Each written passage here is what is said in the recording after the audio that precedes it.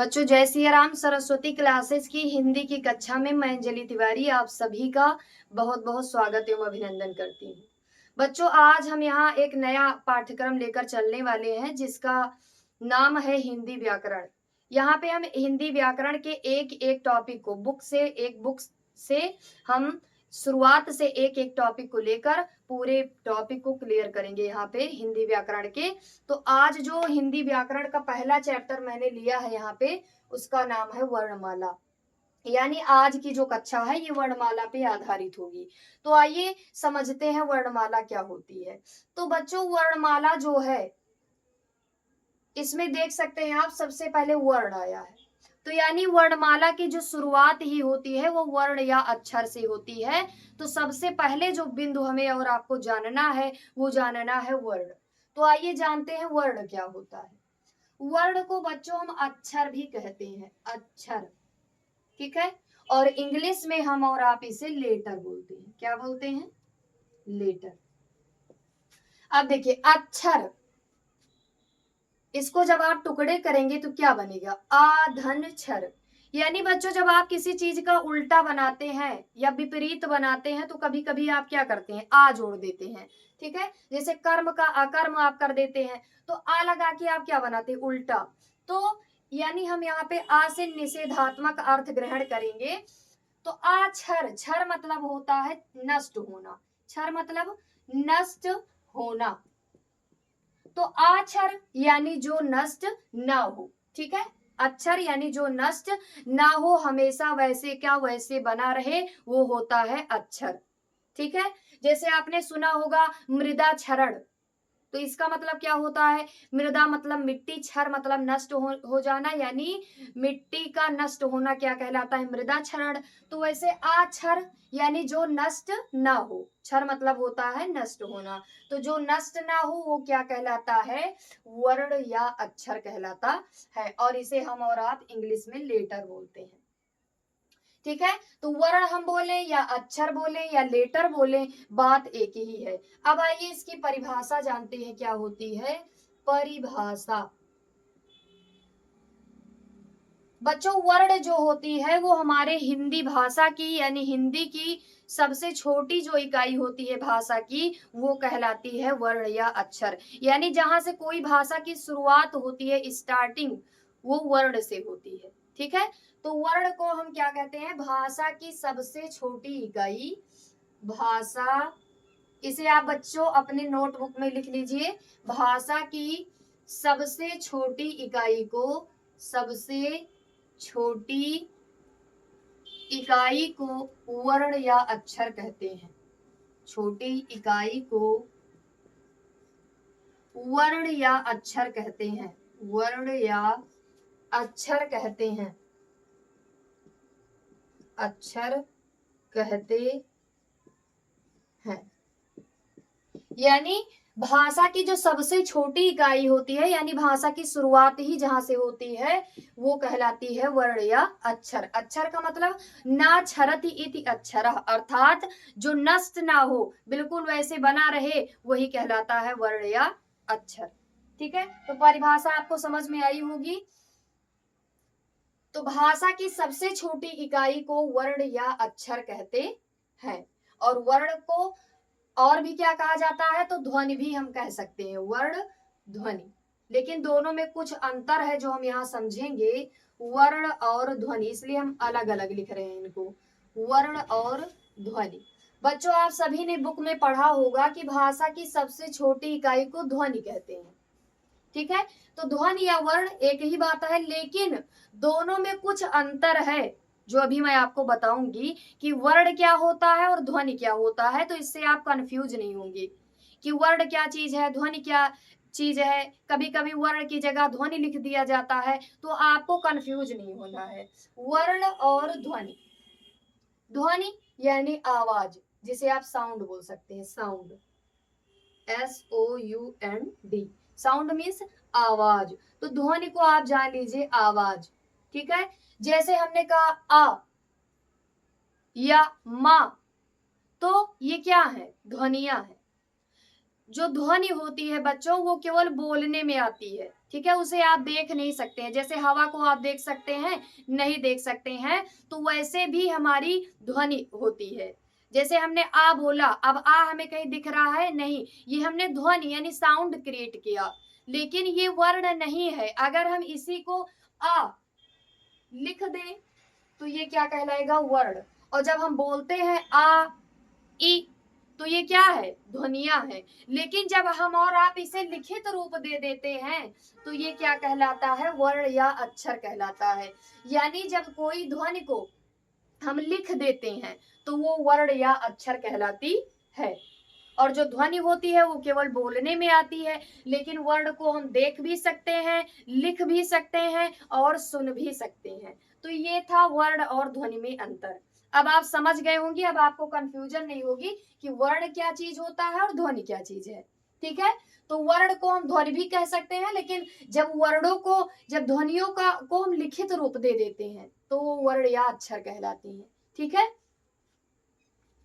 अब आइए आगे समझते हैं, इसको नोट कर लीजिएगा बच्चों आप।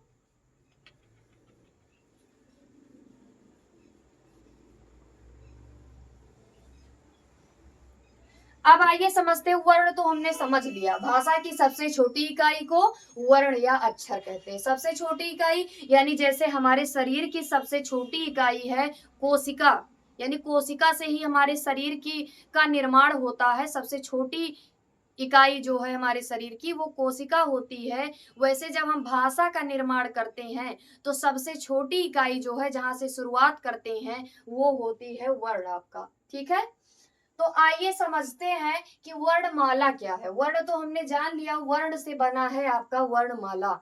जैसे आपने आ से ज्ञा तक पढ़ा होगा। ठीक है, टोटल हिंदी वर्णमाला में कितने वर्ण होते हैं, तो 52 होते हैं। हिंदी वर्णमाला में कुल वर्णों की संख्या कितनी होती है, तो वो होती है 52। हिंदी वर्णमाला में वर्णों की संख्या 52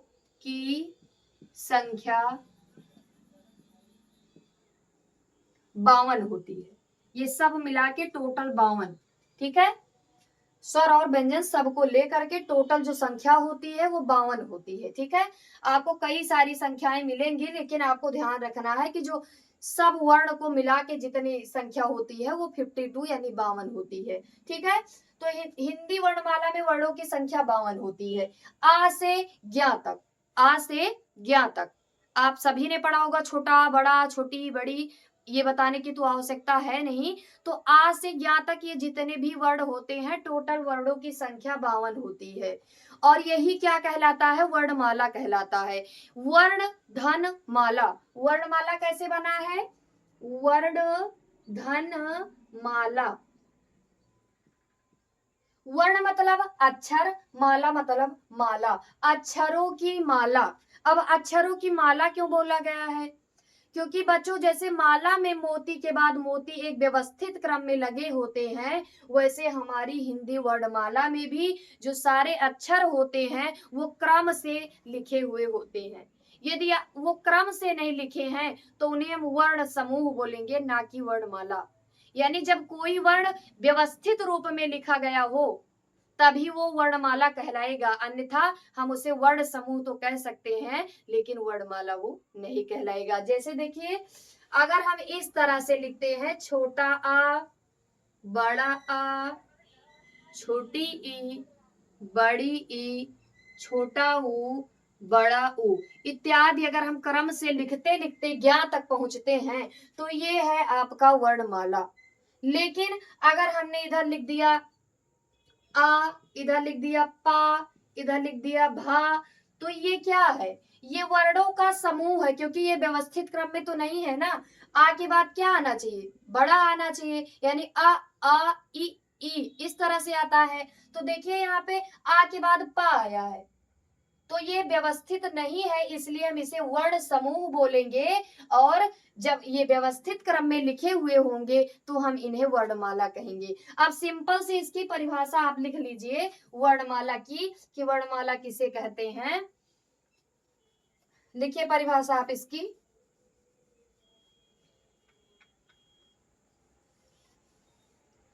परिभाषा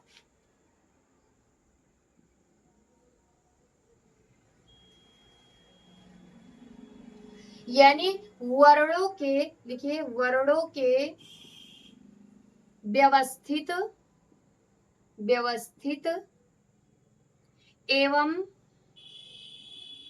क्रमबद्ध समूह को, क्रमबद्ध समूह को वर्णमाला कहते हैं।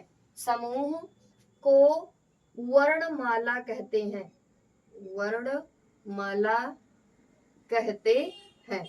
अब आपको पता चल गया होगा कि वर्णमाला क्या है, ठीक है, वर्ण समूह क्या है। अब आप भ्रमित नहीं होंगे।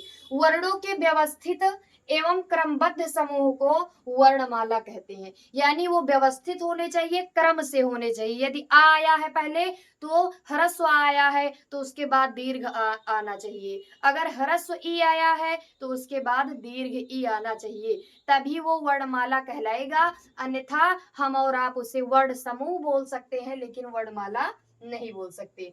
तो ये हो गया वर्णमाला। अब आइए जानते हैं कि वर्णों के प्रकार के विषय में, ठीक है। हिंदी वर्णमाला में वर्णों की संख्या 52 होती है, और इधर वर्ण की परिभाषा मैंने लिखी है, भाषा की सबसे छोटी इकाई को वर्ण या अक्षर कहते हैं, और इसके टुकड़े भी नहीं किए जा सकते हैं। फिर वर्णमाला क्या होता है? वर्णों के व्यवस्थित एवं क्रमबद्ध समूह को वर्णमाला कहते हैं। इतना कर लिए होंगे बच्चों आप। अब आइए आगे जानते हैं वर्णों के प्रकार के विषय में, कि वर्ण कितने प्रकार के होते हैं। अब यहाँ से ढेर सारे प्रश्न आपके बनेंगे जो ऑल कॉम्पिटेटिव एग्जाम के लिए महत्वपूर्ण होंगे, और यहाँ से आपका एक तरह सा इंपॉर्टेंट क्वेश्चन यहाँ पे आपका बनेगा, जिसे आपको नोट करते रहना है, ठीक है। अब आइए जानते हैं वर्ण कितने प्रकार का होता है, क्योंकि वर्ण तो हमने जान लिया वर्ण होता क्या है, वर्णमाला क्या होता है। अब आइए समझते हैं वर्ण के प्रकार को, ठीक है। तो वर्ण बच्चों आप सभी को पता होगा, वर्ण दो प्रकार के होते हैं। पहला है स्वर, दूसरा है व्यंजन। तो यानी वर्णों के अगर हम प्रकार की बात करें तो वर्ण कितने प्रकार के हो गए आपके? दो। पहला हो गया आपका स्वर, दूसरा हो गया आपका व्यंजन। स्वर और व्यंजन, यानी दो ही तो होते हैं आपके, एक स्वर में होता है और एक व्यंजन होता है, ठीक है। अब वो बात अलग की है कि व्यंजन भी कई प्रकार के होते हैं, स्वर भी कई प्रकार के, लेकिन जो वर्णमाला को दो पार्ट में डिवाइड किया गया है वो आपका स्वर है और व्यंजन है। यानी वर्ण दो ही होंगे आपके, या तो स्वर होगा या तो व्यंजन होगा। तो अब आते हैं स्वर के विषय में, जानते हैं कि स्वर कितने होते हैं, ठीक है। तो जो स्वरों की संख्या होती है, सबसे पहले हम जानेंगे स्वरों की संख्या के विषय में, ठीक है। स्वरों की जो संख्या होती है वो टोटल 11 होती है। कितनी होती है? 11 होती है। यानी स्वर जो संख्या में होते हैं 11 होते हैं, आ से औ तक, ठीक है। अंक आहा भी है, लेकिन उनको स्वरों के अंतर्गत नहीं रखा गया है, उनको अयोगवाह माना गया है। उसकी चर्चा हम आगे करेंगे। स्वर कितने प्रकार के होंगे बच्चों? 11 प्रकार के होंगे। अब आइए इनके भेद की बात करते हैं कि स्वर कितने प्रकार के होते हैं। तो स्वर के प्रकार की जब बात आती है तो स्वर 3 प्रकार के होते हैं, ठीक है।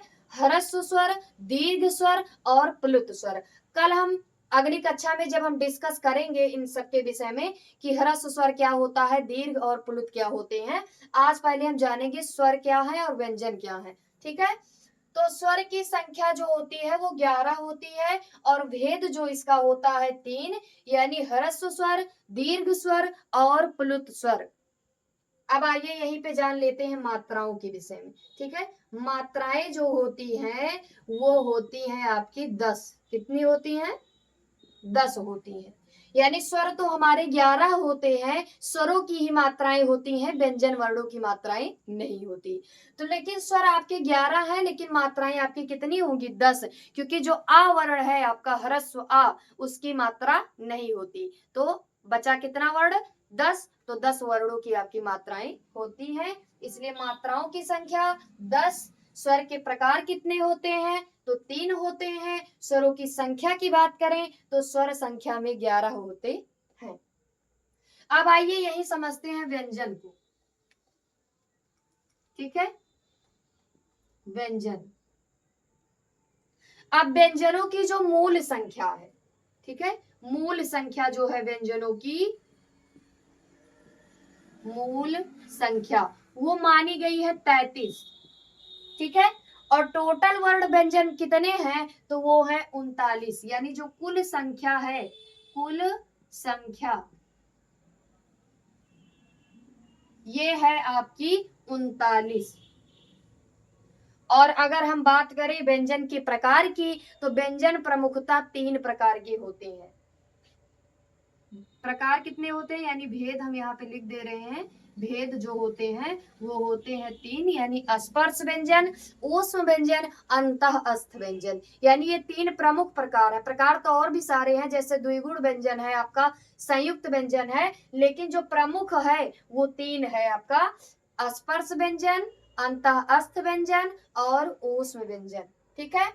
तो मूल संख्या जो व्यंजनों की है वो है 33, कुल संख्या जो है वो है 39, और व्यंजनों के भेद यानी व्यंजन कितने प्रकार के होते हैं, तो ये माने गए हैं 3, स्पर्श व्यंजन, ऊष्म व्यंजन और अंतःस्थ व्यंजन, ठीक है। तो ये हो गया स्वर और ये हो गया व्यंजन आपका। अब आइए जान लेते हैं स्वर क्या होता है। अभी आपने जान लिया संख्या कितनी है, भेद, मात्राएं, लेकिन स्वर होता क्या है। बच्चों स्वर वो स्वतंत्र ध्वनियां होती हैं जिनको बोलने में किसी की सहायता नहीं लेनी पड़ती। जैसे हमने कहा आ ई, हमें और किसी की सहायता नहीं लेनी पड़ रही है, हम इनको स्वतः ही बोल पा रहे हैं। तो स्वर जो ऐसे वर्ण होते हैं जिनको बोलने में किसी और अक्षर की सहायता हमें नहीं लेनी पड़ती। लेकिन व्यंजन, अब हम जब व्यंजन को बोलते हैं तो हमें किसकी सहायता लेनी पड़ती है, स्वरों की, यानी कोई भी व्यंजन बिना स्वर की सहायता के नहीं बोला जा सकता। जैसे आप बोल के भी देख लीजिए, जैसे हमने बोला का, खा, देखिए हम यहाँ पे लिख रहे हैं का, अब का तो बोल रहे हैं हम, लेकिन निकल क्या रहा है, आ, यानी कहने का मतलब ये है कि जितने भी व्यंजन होते हैं वो सब के सब स्वर के सहारे बोले जाते हैं, लेकिन स्वरों को बोलने में हमें किसी भी अक्षर की सहायता नहीं लेनी पड़ती, ठीक है। तो व्यंजन जैसे हमने यहाँ का लिखा, तो का में का प्लस आ, यानी का में जब ये स्वर मिलेगा तो ये पूरा होगा, नहीं तो हम हलंत लगाएंगे इसके नीचे, ठीक है। अगर हमें का में से, यानी हर व्यंजन में तो स्वर मिला हुआ होता है, लेकिन अगर हमें व्यंजन में से स्वर को निकालना है तो हमें उस व्यंजन के नीचे हलंत लगाना पड़ेगा, ठीक है। यहाँ पे मैंने हलंत लगा दिया, यानी जो इसमें आ छिपा हुआ था वो यहाँ पे बाहर आपको दिखा, ठीक है। तो यानी ये यहाँ पे आधा है, और जब यही आ को हम फिर से मिला देंगे तो ये हलंत हट जाएगा, यानी ये का पूरा हो जाएगा, ठीक है। तो व्यंजन ऐसे वर्ण जिनको बोलने में स्वरों की सहायता ली जाती है वो व्यंजन कहलाते हैं। स्वर वर्ण क्या है, ऐसे वर्ण जिनको बोलने में किसी वर्ण की सहायता नहीं लेनी पड़ती वो कहलाते हैं आपके स्वर। स्वर जो होते हैं वो स्वतंत्र होते हैं, यानी खुद पे डिपेंड होते हैं, और जो व्यंजन होते हैं इन्हें हम परतंत्र बोल सकते हैं। क्या बोल सकते हैं, परतंत्र, यानी ये दूसरों पे आधारित होते हैं। परतंत्र मतलब गुलाम, यानी ये दूसरों पे आधारित है, यानी अपने अस्तित्व के लिए, अपने उच्चारण के लिए ये निर्भर करते हैं स्वरों पे, ठीक है। और यहाँ पे मैं एक चीज और आपको बता दूं कि स्वर को किस प्रत्याहार के अंतर्गत रखा गया है। जैसे आ से औ तक अगर आप बोलेंगे तो आपको ज्यादा टाइम लगेगा, ठीक है। और अगर आप इसे संक्षिप्त रूप में बोलना चाहें तो आप स्वर को कह सकते हैं अच। क्या कह सकते हैं, अच, यानी जितने भी स्वर हैं उनको अच प्रत्याहार के अंतर्गत रखा गया है, ठीक है। प्रत्याहार भी हम आपको पढ़ाएंगे, लेकिन आगे पढ़ाएंगे, पहले हम एक सीक्वेंस से चलेंगे, एक क्रम से वर्णमाला के एक एक टॉपिक को हम कवर करेंगे। पहले यहाँ पे मैंने वर्णमाला लिया है, धीरे धीरे हम प्रत्याहार को भी कवर करेंगे इसमें। तो प्रत्याहार की हम संक्षिप्त चर्चा यहाँ पे कर देते हैं बच्चों, बात आई है तो। प्रत्याहार का काम होता है संक्षिप्तीकरण क्रिया। जैसे मैंने समास पढ़ाया था आप सभी को, तो उसका काम क्या होता था, छोटा करना, वैसे ही आपका जो प्रत्याहार होता है उसका काम भी होता है संक्षिप्तीकरण करना, यानी छोटा करना किसी चीज को। जैसे अगर हम बोले छोटा बड़ा, छोटी बड़ी, छोटाऊ बड़ाऊ, री ए आए ओ आओ, ठीक है। यहां तक बोला, ज्यादा टाइम लगा। अगर हम इसी को सिंपल में अच बोल दें ठीक है, तो अच एकदम आसान है ना। अब अच में जब हम अलग अलग करेंगे पूरा, तब आ से औ तक आएगा। अगर सिंपली हम इसको प्रत्याहार बना देते हैं तो ये हो जाएगा आपका अच। तो आपसे प्रश्न यहाँ पे बन सकता है कि जो स्वर हैं, स्वरों को किस प्रत्याहार के अंतर्गत रखा गया है। तो आप सभी को पता होना चाहिए कि स्वर अच प्रत्याहार के अंतर्गत आते हैं, और व्यंजन जो है आपके ये हल प्रत्याहार के अंतर्गत आते हैं। इसीलिए व्यंजनों को हल और स्वरों को अच कहा जाता है। इसे भी आप ध्यान रखें। मात्राएं जैसा कि आप सभी को पता है, छोटा आ की मात्रा होती ही नहीं है। बड़ा आ की मात्रा कुछ इस तरह से आप लगाते हैं। छोटी ई की मात्राएं आप आगे से इस तरह से लगाते हैं। बड़ी ई की मात्राएं आप इधर से लगाते हैं। ठीक है, छोटा ऊ की मात्राएं आप ऐसे लगाते हैं। बड़ा ऊ की मात्राएं आप ऐसे लगाते हैं। ठीक है, री की मात्राएं आप ऐसे लगाते हैं। ठीक है, ए की मात्रा ऐसे लगाते हैं। आय की मात्रा ऐसे लगा देते हैं आप। ठीक है, ओ की मात्रा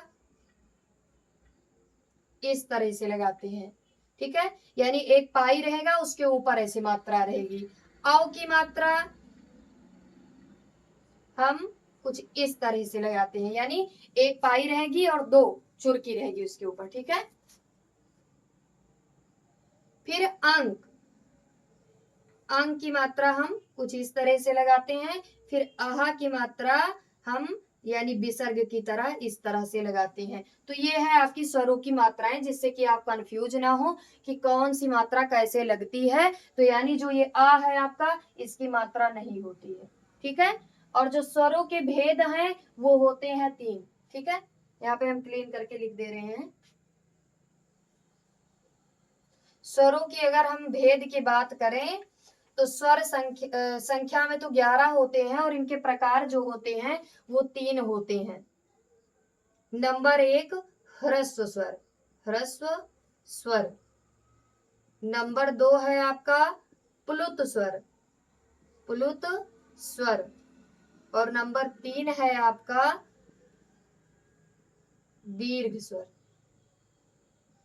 ठीक है, यहाँ पे आप ह्रस्व के बाद दीर्घ भी कर सकते हैं, प्लुत को लास्ट में कर सकते हैं, कोई दिक्कत नहीं। यहाँ पे क्रम से मैंने नहीं लिखा है। ह्रस्व स्वर, दीर्घ स्वर और प्लुत स्वर, यानी ये स्वरों की 3 संख्याएं होती हैं आपकी। 3 होते हैं संख्या में, यानी संख्या में 11 होते हैं, भेद इनके 3 होते हैं। ह्रस्व स्वर, प्लुत स्वर और दीर्घ स्वर। मात्राएं जैसा कि अभी मैंने बताया 10 होती हैं, संख्या स्वरों की 11 होती है। और व्यंजनों के भेद हम यहीं पे जान लेते हैं जो प्रमुख हैं। पहला है आपका स्पर्श व्यंजन, स्पर्श व्यंजन। दूसरा है आपका ऊष्म व्यंजन, ऊष्म ऊष्म व्यंजन, ऊष्म व्यंजन। फिर तीसरा है आपका अंतः अस्थ व्यंजन,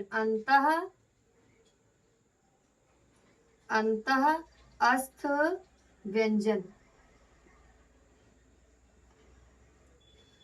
तो बच्चों ये था आपका वर्णमाला पे आधारित कुछ संक्षिप्त जानकारी। कल हम और आप जानेंगे स्वरों के प्रकार के विषय में विस्तार से, और व्यंजन के प्रकार के विषय में हम विस्तार से जानेंगे कि ह्रस्व क्या होता है, दीर्घ क्या होता है, प्लुत क्या होता है, स्पर्श, ऊष्म और अंतः अस्थ। इन सभी के विषय में कल हम विस्तार से आपसे चर्चा करेंगे।